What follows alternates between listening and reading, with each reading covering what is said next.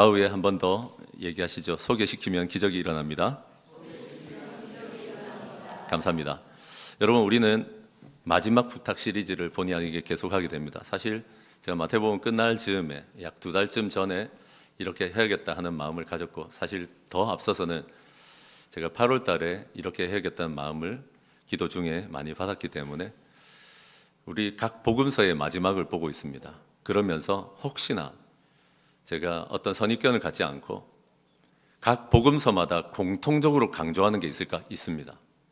벌써 3번을 했는데 거의 비슷한 얘기를 조금씩 다르게 할 뿐이지, 우리에게 사명과 임재라고 하는 이 두 가지를 얘기하고 계십니다. 제자 삼아라, 마태복음.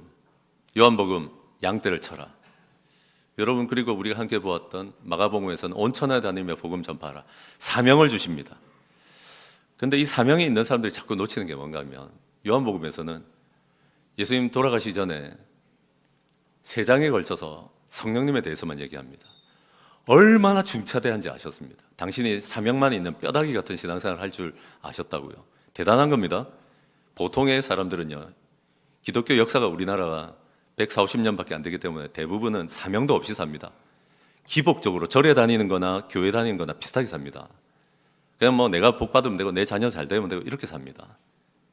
그래서 사명이 있다는 것도 대단합니다. 항상 써놨잖아요. 영원 권하여 제자 삼자. 한번 따라합시다. 영원 권하여 제자 삼자.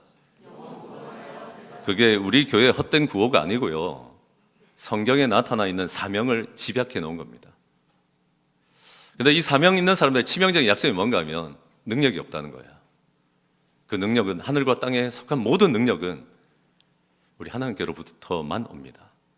이 사명을 붙들고 사는 사람들, 하나님과 함께 있지 않으면 마른 뼈다귀 됩니다. 구호는 있고 운동은 있고 방향은 있는데 감당할 수 없고, 한 해 두 해 지치면 나가 떨어지고 지치고 못하겠다 그러고 이럽니다. 그리고 여러분, 우리에게 진짜 치명적인 건 뭔가 하면, 이 사명만큼이나 중요한 게 뭔가 하면 임재입니다. 사명과 임재라고 하는 게 공통적으로 얼마나 마태복음, 누가복음, 또 요한복음, 마가복음에 나타난지 말 안 해도, 오늘도 결론부터 말씀드려 죄송합니다. 오늘도 나타날까요? 안 나타날까요? 사명과 임재는 또 나타납니다. 그만큼 중요합니다. 우리가 얼마나 안타까운 줄 아시고, 사명 없이, 방향 없이 사는 줄 아시고, 또 하나 사명이 있다고 해도 얼마나 마른 뼈처럼 말라 들어가 있는지 아시고, 우리를 회복시키고 우리를 새롭게 하고 싶어 하시는 줄로 저는 믿습니다. 그런데 각 복음서에 또 특징도 있어요. 지난주에는 우리의 믿음 없음에 대해서 예수님이 진짜 안타까워하시며 꾸짖으시는 장면을 경험했습니다. 오늘은 굉장히 특징이 있는 게 뭔가 하면 샬롬, 평강입니다. 우리가 얼마나 평안이나 평강이 없는지 아십니다. 우리가 다 깨져 있거든요, 평강이나 평안이. 그러므로 오늘 함께 말씀 보시면 36절에 이 말을 할 때, 이때가 어떤가 하면, 문을 열기만 하면 로마 병사들이나 유대인들이 쫓아와서 예수의 추종자들을 다 잡아나갈까 봐 두려워 떨고 있을 때입니다. 굉장히 두려운 상태. 내 이 문을 어떻게 여나 이러고 있을 때입니다. 제자들끼리 모여는 있지만 나는 이제 어떻게 살아가야 되나, 어디로 도망가야 되나 이러고 있을 때입니다. 그런데 예수님께서 친히 그들 가운데 오사 서가지고 얘기를 하십니다. 얼마나 이게 놀라운 일입니까? 문 다 닫아놨는데, 창문 다 닫아놨는데, 도무지 들어올 수 없는 상황인데. 그런데 우리에게 먼저 들어오시거든요. 여러분, 대단한 겁니다. 내가 지금 예수님이 없어가지고, 부활하신 예수님을 못 만나가지고 능력이 없는데 내가 예수님을 초청할 수 있다면 그건 대단한 거예요. 그 정도도 안 되는 걸 아시기 때문에 예수님이 먼저 찾아오십니다. 찾아오셔서 가장 먼저 했던 발언이 뭔가 하면, 너희에게 평강이 있을지어다. 지금 평강을 주고 너희에게 평강이 있을 것이다. 자, 여러분은 요 최근에 평강이 있으십니까? 하나씩 다져 물어보십시오. 사람과 사람 사이에 되게 평안하고 평강하십니까? 교회를 오는 게 즐겁고, 그냥 우리 성도들 보면 참 좋을 것 같다 이러십니까? 조금 더 좁혀볼까요? 여러분의 목장은 진짜 평강하십니까? 그럼 진짜 한 맺힌 거 없고, 섭섭한 거 없고, 짜증나는 거 없고, 분노하는 거 없습니까? 목장을 제대로 하고 있다면 반드시 이 폭풍 시기는 주기적으로 찾아옵니다. 평강 깨졌을 텐데요. 더 들어가 볼까요? 여러분은 예수님과 평안하십니까? 언제 마지막 만나셨습니까? 진짜로. 사람들이 뭐 예배하러 간다 그러고 신앙생활 한다 그러는데 단도직입적으로 자신에게 물어보십시오. 나는 언제 예수님 만났나? 언제 마지막으로 예수님 만난 것 같은가? 깨져 있다는 거예요. 내가 하나님과 나 사이가 깨져 있는 거예요. 제일 문제는 뭔가 하면 내가 하나님과 나 사이가 깨져버린 거예요. 평강이 어디 있습니까? 거기 어디 그뿐입니까? 예수님과 또는 예수님이 돌아가신 게 크지만 지금 제자들에게는 어떤 아쉬움도 있는가 하면 13명이 올려 다녔잖아요. 그러다가 제자 하나가 없어졌습니다. 11명 남아있는 것도 서글픈데 가장 중차대한 건 누굽니까? 그 중에 예수님이 없다는 겁니다. 13명 있을 때 진짜 우리는 완전체였고 가장 즐거웠는데 예수님이 사라지신 거예요. 죽으셨잖아요. 그때 여러분 우리는 어떤 게 찾아옵니까? 내가 예수님 지켰어야 되는데 하는 죄책감. 그리고 내가 3년 전에 예수님 따라 나서지 말걸 하는 죄책감. 답답함. 뭐하러 내가 예수님을 쫓아가지고 내 3년 뭐 했나? 내 과거에 대한 평강이 깨져버리는 거예요. 여기 남성 동지들, 이 제자들이 모조리 남자들이었고 중년의 남자였기 때문에 제가 묻습니다. 여러분이 3년 동안 축 짜고 이렇게 따라왔는데 인턴을 지나고 드디어 정직원이 될 줄 알았는데 회사가 파산을 했어. 어때요? 남의 일이라고 생각하지 말고 예수님 따라왔는데 수장이 사라졌어요. 유형의 건물도 없는데 예수님 따라다니면 먹고 사는 거 다 해결됐는데 예수님 사라졌거든요. 얼마나 과거에 대한 후회가 많겠습니까? 평강 깨지죠. 눈만 감으면 뭐하러 나를 따르라 했을 때 내가 따랐을까? 계산 없이. 과거만 그렇습니까? 현재는 어때요? 문만 열면 언제 지금 로마 병사나 유대인들이 쫓아 들어올지 모릅니다. 문을 통해서든 창문을 통해서든 길가에서든 언제 나를 급습할지 모르는 위기 가운데 지금 살아갑니다. 무슨 그런 긴장과 두려움과 무서움 가운데 무슨 평강이 있겠습니까? 미래는 어떻습니까? 여러분의 미래는 장밋빛입니까? 내년 2026년은 이야 기대가 된다 정말. 올해도 그랬지만 내년엔 더 설렌다. 그게 정상이고 그래야 되는데 예수님의 제자들은 어땠을까요? 진짜 쫄딱 망했다 이제. 다시 고기를 잡으러 가야 되나? 다시 이 세리짓을 해야 되나? 내가 진짜 어떻게 먹고 살아야 되나? 이러고 있습니다. 과거도 현재도 미래도 다 막혀있고 평강이 깨져 있습니다. 그 중에 가장 심각한 건 뭐라고요? 예수님과 깨진 겁니다. 이 모든 것을 더한 것보다 더 심한 겁니다.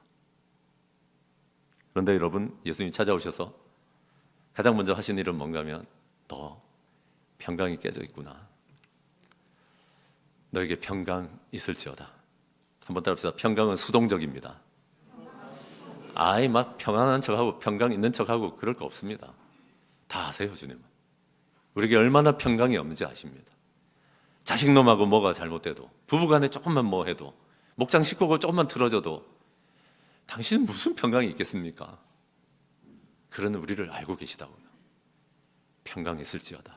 너에게 평강이 있어야 된다. 그러면서 여러분, 예수님 하신 일이 뭔가 하면 평강은 뭐 있으라고 해서 있는 거면 100번 외치면 평강이 있겠네. 그런 게 아니라 예수님이 뭘 보여주시는가 하면 뭘 그렇게 두려워하고 있나? 내 손과 발을 보아라. 내 손과 발을 보고 예수인 줄 알고 만져봐봐라. 영은 살과 뼈가 없지만 나는 살과 뼈를 갖고 있지 않냐라고 얘기하십니다. 화들짝 놀라면서 제자들이 또 이건 또 영이래, 귀신이래 지금 나타난 예수님이. 이 믿음의 수준 보소. 어떻게 됩니까 이거? 그래서 예수님이 손과 발을 보여주면서 만져봐봐. 흐물거리지 않고 뼈도 있다 야. 못 박힌 자국도 있다. 그러고 나서 실제로 또 뭘 보여주십니까? 살아계실 때도 늘 먹기를 탐하는 자로 욕을 들으시더니 먹을 거 없냐라고 물어보십니다. 그랬더니 구운 생선 한 토막을 갖다 드립니다. 버걱버걱 드십니다. 왜요? 우리 보라고. 나 살아있고 부활의 능력은 이런 거야. 죽은 자가 사흘 만에 다시 살아나며 내가 너희들의 모든 죄를 지고 죽었고 내가 너희를 살리려고 내가 가장 첫 열매로 부활했으니까 너희 부활한다.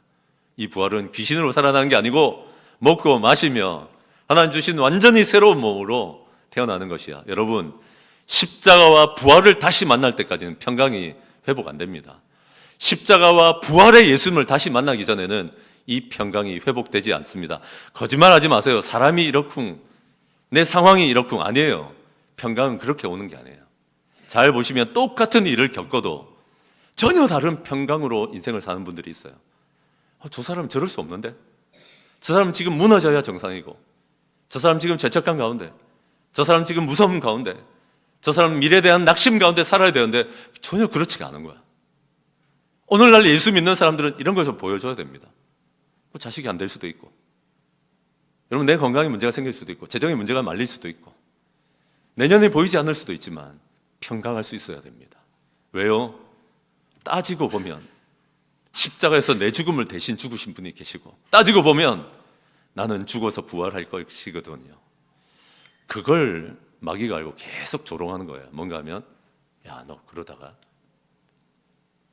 내년 떨어진다? 내년에 회사 못 다니게 된다? 너 그러다가 너희 목장 엉망된다? 너희 그러다가 너희 교회 엉망된다? 계속 두렵게 하는데 한번 계산해 보세요. 목사님 나 같으면 어떻게 하냐면, 아 그래, 한 목장, 두 목장, 세 목장 사라지고, 네 목장 사라지고, 11개 목장 중에 한 목장 남아있다가 그거마저 사라지고 담임 목사만 남아있는 교회가 된다. 어떨 것 같아요 여러분? 그러면 무슨 상관인데 그게?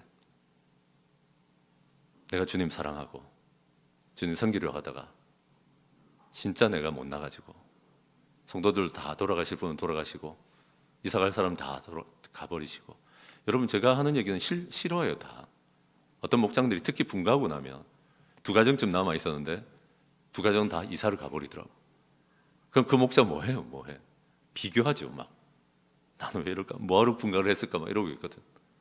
근데 그럴 때 제가 데려다 묻습니다. 무슨 상관인데 그게?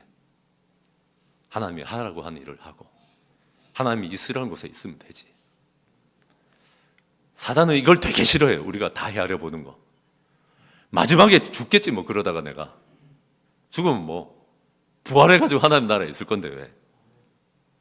여러분 마귀는요, 우리가 이까지 가는 걸 싫어합니다. 계속 두려워하기를 원합니다. 평강 깨진 채로. 내가 없으면 우리 자식이 어쩌지? 네가 있어서 더 안 될 때도 있어요. 자식이. 진짜요. 잘 생각해 보시면 근성을 가지고 엄마 아빠가 일찍 돌아가시고 일찍 그 도움이 없었기 때문에 자기 하나님을 만나고 일어설 수도 있어요. 사람 무엇으로 사는가? 하나님의 사랑으로 살죠. 그러면 여러분 우리의 평강의 바닥까지 내려가 보십시오. 진짜로. 오늘 예수님은 그렇게 하셨습니다. 십자가에 못 박아 죽은 손과 발을 보여주시고 부활한 이 몸을 보여주심으로 평강을 회복시키고 계신 거예요. 이 평강은 수동적입니다. 우리가 만든다고 억지로 만들어지는 거 아니에요. 사람이 나한테 잘해준다고 언제까지 위로하고 얼러야 되는데요? 그렇지 않습니다.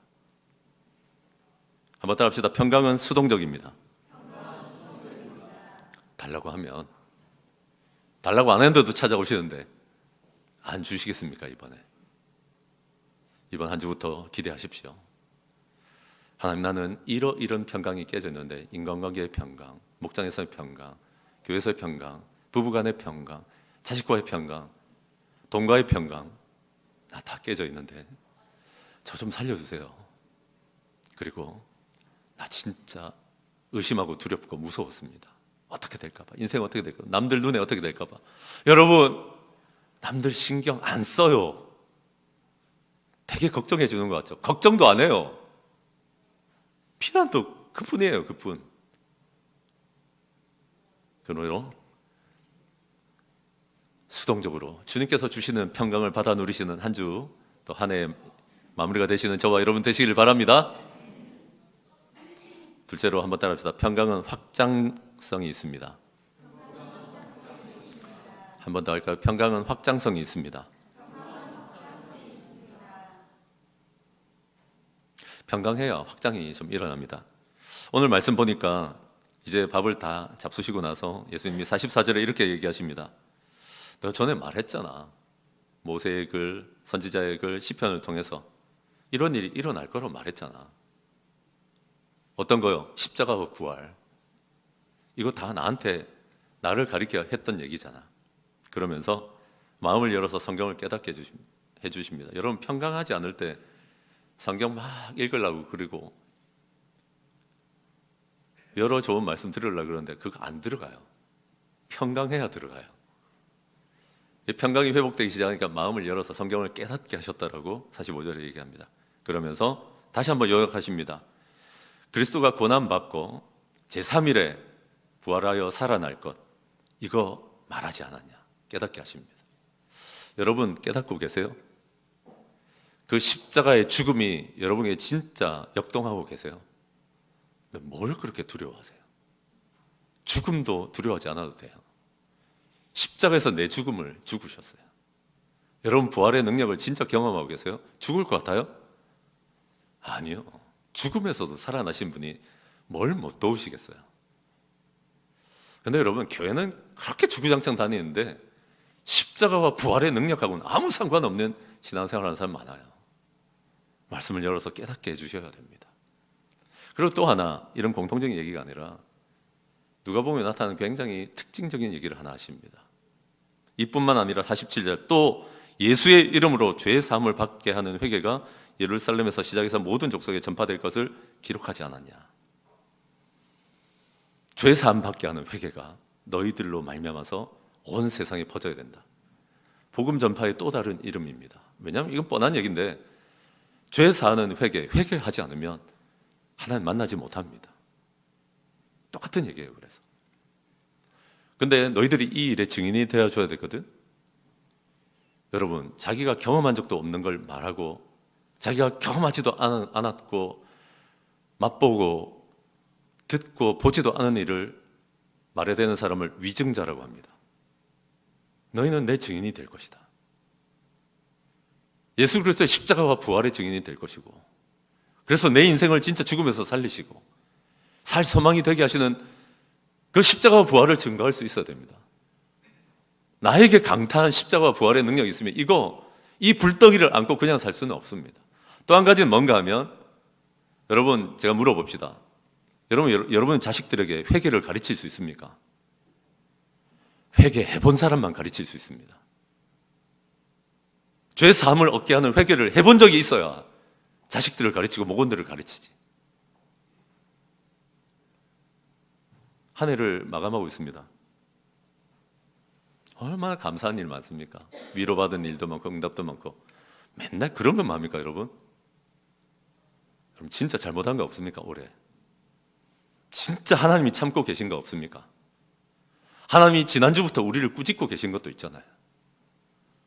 네가 그 문제 때문에 네 인생이 풀어지지 않고 있기 때문에 남들은 말 안 해도 너 이거 청산해야 돼 라고 말하는 게 있습니다.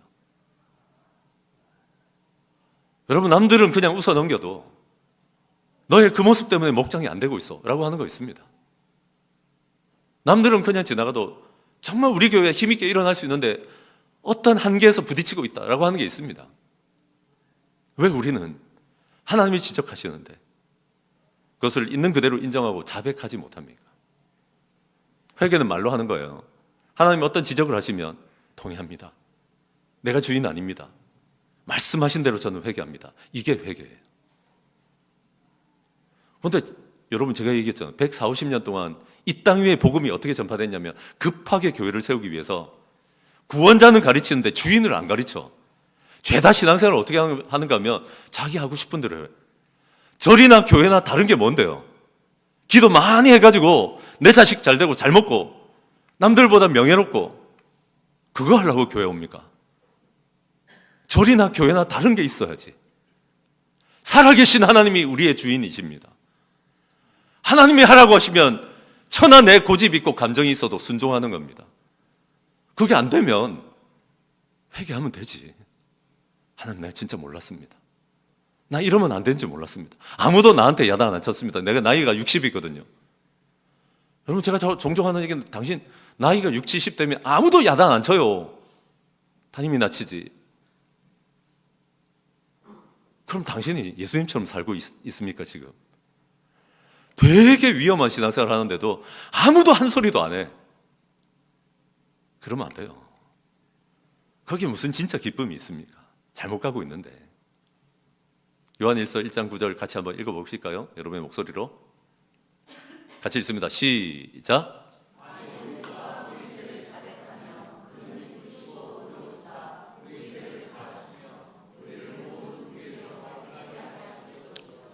만일이에요, 만일. 얼마나 드물면 만일이라고 하겠어요. 만에 하나 천에 하나. 이 구절 계속 띄워놔 주세요. 아주 중요해요. 우리가 자백하면 군사적 요금 아닙니다. 안기부에 끌려간 거 아닙니다. 굉장히 우리는 이런 걸 싫어합니다. 자백하십시오. 내 잘못이었습니다.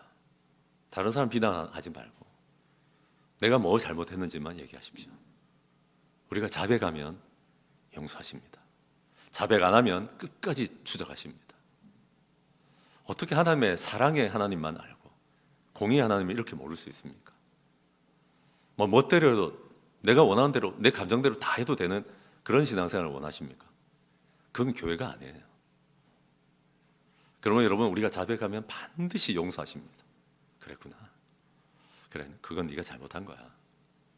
또 하나, 우리가 자백하면 우리와 다르기 때문에, 믿을 만하고 의로우시기 때문에 또 한 가지 약속을 주시는데, 네가 모든 불의에서 깨끗할 수 있도록 너에게 소원을 주고 다시는 이따위 수준으로 살지 않아도 되도록 깨끗하게 살아갈 수 있도록 돕겠다. 용서와 정결함의 약속이 있는 거예요. 여러분, 개나 돼지가 배 타는 걸 또 할 거 또 먹는 것처럼 우리는 사실 개나 돼지가 아닌데도 했던 짓 또 하고 했던 짓 또 하고 그래 살아가는 건 맞아요.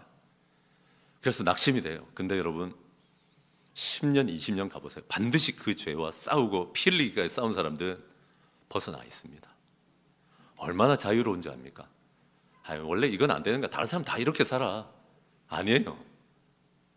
벗어나 보면 진짜 자유로워요. 아세요? 내가 죄를 회개하고 이 용서와 깨끗함이 있을 때 하나님이 폭발적으로 우리를 도와주세요. 그러면 여러분, 우리 110 기도 그냥 하는 게 아니고 정말 아무 능력도 없는 제자들에게 예수님께서 40일 동안 함께 하시다가 마지막에 우리에게처럼 우리가 지금 120 기도회를 하려고 하는 것처럼 기다리라 얘기하시면서 우리에게 없는 능력, 죄를 싸워 이길 능력도 없고 하나님과 함께 할 수도 없는 우리를 불쌍히 여기사 우리를 도와주시려고 하는 거거든요. 꼭 기억하시는 저와 여러분 되시길 바랍니다. 마지막 대지 때 제가 한 번 더 강조할게요. 그러므로 뭐 연말이 되니까 하나님이 나에게 주신 위로, 감사, 그것도 다 계수하십시오. 근데 치명적으로 하나님께 잘못한 거 있을걸요. 어떻게 그건 안 건드리고 쏙쏙 다 빼고 지나갑니까? 그건 절이나 가서 하세요. 교회는 살아계신 하나님이 계신 곳이에요. 여러분을 다 옳다라고 하실 리가 없어요. 우리 모두가 예수님 닮아가야 합니다. 기분 나빠하지 마시고 우리를 지적하실 때 받아들이시고 남의 죄를 가지고 해짓고 다니지 말고 나의 죄를 보고 회개할 때 그 즐거움, 그 은혜, 그 회복의 역사가 일어나시는 저와 여러분 되시길 바랍니다. 그래야 확장이 됩니다. 우리로 말미암아 죄 사함의 은혜가 우리로부터 온 세계까지 전해지게 될 줄로 저는 믿습니다. 마지막은 무엇입니까? 여러분, 평강은 기다립니다. 한번 따라합시다. 평강은 기다립니다. 여러분, 평강은 수동적이고 평강은 확장적이고 평강은 기다립니다. 오늘 말씀을 보니까 이 모든 말씀을 마치시고 난 뒤에 한 가지 명령 부탁을 하시는데 49절에 내 증인 되어서 이 회개의 복음 그리고 십자가와 부활의 복음을 전파하라고 하신 뒤에 49절에 볼지어다 내가 내 아버지께서 약속하신 것을 너에게 보낼 테니까 위로부터 능력 입혀질 때까지 이 성에 머물라 하십니다. 또 나왔죠. 사명만 주시는 게 아니라 우리의 문제는 사명의 문제만이 아니라 임재의 문제라고 얘기하시는 거예요. 너는 능력이 없어. 네가 왜 판판이 올해는 달라야지. 정말 이번에는 하나님을 위해 살아봐야지. 너 왜 안 되는지 아니? 능력이 너에게 있지 않거든. 그러므로 하나님이 약속하신 이 성령님 위로부터 능력을 입혀질 때까지는 이 성에 떠나지 말고 머물러 있어라 라고 얘기하시는 것입니다. 그랬더니 큰 기쁨으로 예루살렘에 돌아가서 늘 성전에서 하나님을 찬송했는데 나중에 사도행전을 보시면 거기 한 10일 정도는 됐다라고 제가 얘기하는 거예요. 그러므로 여러분, 이 말씀을 그대로 이루고 싶은 사람은 제가 하는 얘기들을 기억할 수 있겠습니까? 첫째는 뭔가 하면 큰 기쁨으로 한 곳에 모여 있어야겠죠. 또 하나는 뭐 해야 됩니까? 늘 찬송하면서 하나님을 한 곳에 모여서 찬송하며 기다려 봐야겠죠. 제가 110 기도에 다시 하는 얘기가 신목사가 하고 싶어가지고 그냥 안달이 나서 하는 게 아니고요. 여러분, 이제 우리 사도행전으로 다음 주일부터 넘어갈 텐데 성경을 제대로 들여다보시면 이거 굉장히 중차대한 문제, 교회의 목숨이 걸린 문제, 우리 신앙생활의 관건이 된 문제라는 걸 깨달으셔야 합니다. 사명과 임재 말입니다. 근데 담임 목사가 진단하기로는 우리 교회는 임재가 바닥나 있어요. 사명이 없는 분도 많지만 사명은 그나마 붙들지만 기쁨도 없고 즐거움도 없고. 근데 여러분, 간혹 우리 교회에 어떤 사람들이 있냐면, 제가 쉽게 말해서 죄송한데 불세례를 받은 사람이 있어요. 불같은 성령을. 이런 사람들의 특징은 뭔가 하면 그가 젊을 때 우리 성령 하나님을 뜨겁게 만났지만 지금도 식지 않아요. 보통 그래서 이런 사람들은 선교사가 되든지 목사가 되든지 아니면 사명자로 살아가야 되는데, 불의 이 불같은 성령을, 초대교회에 일어났던 이런 성령을 경험한 사람들이 있다니까요. 우리 교회도 제가 얘기할 수 있어요. 누구 다 얘기할 수 있어요. 지치지 않아요. 지치고 싶은데 지치지 않아요. 근데 그 사람들을 옆에서 보면 늘 똑같아요. 그래서 저도 목장하다 보면 한 명 있을 때 있다고 해서 없어요. 한 명. 목장 안 하고 싶지 않겠어요? 안 그래요. 할 거예요. 그게 무슨 상관인데? 우리 주님이 기뻐하셔서 하는 일인데. 그래서 여러분, 120 기도회에 불같이 바람같이 불의 혀같이 우리를 만나시는 역사를 좀 기대하세요. 언제까지 신앙생활을 하는데 늘 얼러줘야 되고 위로해야 되고 늘 당신 쫓아다니면서 뒤치다거려야 됩니까? 주를 위해서 내 목숨을 한번 내놓고 싶다. 그러다 보면 뭐 선교사 목사하라는 게 아니라 기왕에 하는데 맨날 누구 쫓겨서 하는 거 말고, 또 하나, 모두가 불세례를 받을 수는 없지만 하나님 적어도 내 사명을 감당할 수 있는 임재는 경험하게 해주십시오. 그런 제목 가지고 오셔서 해야 될 게 뭘 것 같아요? 기쁨으로 오십시오. 근데 4시 반 전에 오지 마세요. 4시 50분부터 오라고 하는 이유는 제가 여기서 잘 거거든요. 4시 반에 일어날 건데 저 코 많이 골아요. 추한 모습 보지 말고, 머리 떡져 있는데 오지 말고, 밤 10시 넘어서도 잊지 마세요. 내가 그때 잘 거거든요. 근데 자야 되는데 못 가면 난 오도 가도 못하고 어떻게 하겠어요. 여기서 잘 건데. 제가 왜 그러냐면, 성도들은 뭐 학생들은 한 10분쯤 기도하고 성도들은 한 30분쯤 기도하라 해놓고 목사가 한 6시간 기도해야지. 그래 뭐가 맞지 않아요? 중직자들 잘 들으세요. 말 안 하겠어. 담임 목사는 6시간 할 테니까 여러분 알아서 정하세요. 여기에 목숨 걸었다는 걸 보여달라고요. 근데 여러분, 이게 왜 중요합니까? 세상의 사람들도 저 표를 한번 볼까요?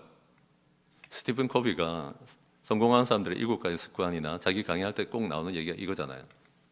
사람들이 시간 쓰는 거 보니까 크게 4가지로 나뉘더랍니다. 뭐 1사분면, 2사분면 이런 건 어려운 사람들이 있으니까 4가지 종류의 사람이 있어요. 그 사람이 중요하냐, 급하냐 이런 걸 가지고 일 처리하는 걸 보면 대부분의 사람들은요, 일 좀 하는 사람들은 중요한데 급한 일에 쫓깁니다. 그 인생이 왜 개선이 안 되는지 아세요? 진짜 이 저자가 하는 얘기가 일리가 있는 게, 급하지 않은데 중요한 일을 해놔야 내 인생의 계획을 수립하고 내 우선순위를 미리 정리해놓고 내 인생에 진짜 가치를 가져다 주는 일이 뭔지 갈라놔야 급하고 중요한 일들이나, 특히나 급하진 않은데 급한데 중요하지 않은 일들이 남들이 떠맡기는 일, 이런 일들에서 우리를 살려낼 수 있습니다. 근데 솔직하게 말해서 저 빨갛게 동그라치는 거 있잖아요. 내 인생의 계획을 수립하고 내 한 해를 돌아보고 내년을 내다보고 이런 일들도 잘 못하지만 대부분의 사람들은 시간을 어디다 쓰고 있을까요? 급하지도 않고 중요하지도 않은 일을 합니다. 그래서 저 안에 뭐가 나오냐면 뒷담화 하는데 시간을 보냅니다. 또 어디다 시간을 보냅니까? 스크롤, 이 휴대폰 내리는 거 있잖아요. 유튜브 이어서 보고 틱톡 이어서 보고. 그래서 저는 이번에 뭘 저격하냐면 요새는요, 다이어트 하는 사람 많기 때문에 금식은 시키면 잘 하더라고요. 근데 미디어 금식은 절대 안 해. 제가 10일 동안 저한테 전화도 걸지 마세요, 자주. 저도 자주 안 볼 테니까. 목숨 걸어놓고 하나님의 능력이 덧입혀져야 된다는 사람들이 뭐 이거 할 게 뭐 있어요? 급하지도 않고 중요하지도 않은 일에 내 시간 다 뺏기고 있거든요. 그러면 여러분, 우리 그렇게 한번 해봤으면 좋겠어요. 시간을 관리하려고 하지 말고 우선순위를 관리하십시오. 여러분, 우리는 막 그러는 것 같아요. 내가 요트를 타야 되는데, 내 인생이 구축함을 타야 되는데 내가 왜 조각배를 타지? 나는 왜 더 벌지 못하지? 실컷 구축함과 요트를 타고 추자도에 가야 되는데 제주도에 가 있고 막 이러더라고. 방향이 틀려요. 급하지 않지만 중요한 일을 처리하지 않으면, 여러분 인생에 가장 중요하면서도 급하지 않아 보이는 일이 뭔가 하면 다시 하나님을 회복하는 일입니다. 그 일이 일어날 때 여러분 인생에 탄력이 붙을 줄로 저는 확신합니다. 그리고 여러분, 평강이 있어야 기다릴 수 있습니다. 하나님께서 우리에게 이런 것을 허락하시기를 소원합니다. 오늘 세 가지 전했습니다. 누가복음에 공통적으로 나타나는 건 뭐였습니까? 사명과 임재가 같이 가야 된다는 겁니다. 임재란 하나님이 함께 계셔서 우리의 능력 주시고 우리를 인도하시고 우리를 가르치신다는 겁니다. 임재. 근데 사명이 없는 분들 계세요. 약간 기도원 출신 이런 분들은 임재는 있는데 사명이 없어. 주님, 나는 내가 원하는 신앙생활을 했습니다. 기도 잘하고 말씀 잘 알고 나는 주님의 명령에 따를 마음이 없었습니다. 제자 삼으라니까 나 대신 그걸 해다오. 교회는 이 사명과 임재가 회복되시는 저와 여러분 되시길 바랍니다. 근데 누가복음에 어떤 특징이 있다고요? 평강을 다시 주기를 원하십니다. 그러자면 여러분, 평강은 나부터 확장되어야 됩니다. 당신이 회개하지 않으면 평강도 안 오고요, 당신이 전할 수 있는 평강도 없어요. 죄사함도 없어요. 자식놈들한테 뭘 할 건데, 내가 경험해 보지도 않았는데, 내가 주를 경외함으로 회개해 본 적이 없는데. 마지막은 무엇입니까? 평강은 이제 기다릴 수도 있습니다. 급하게 예루살렘 떠나고 다시 낚시하러 가고 이런 게 아니라 위로부터 능력이 덧입히우기를 기다리십시오. 이런 건 뭐 잘 모를수록 괜찮아요. 나는 신앙생활을 잘 안 해가지고 이게 뭔지 모르겠는데 오세요. 저는 잘 모르겠지만 일치되어서 10일 동안 기도하는 동안 우리 가운데 놀라운 일들을 행하시기를 바랍니다. 한 1분 동안 우리에게 주신 말씀을 갈무리하고 결단하시는 저와 여러분 되시기를 바랍니다.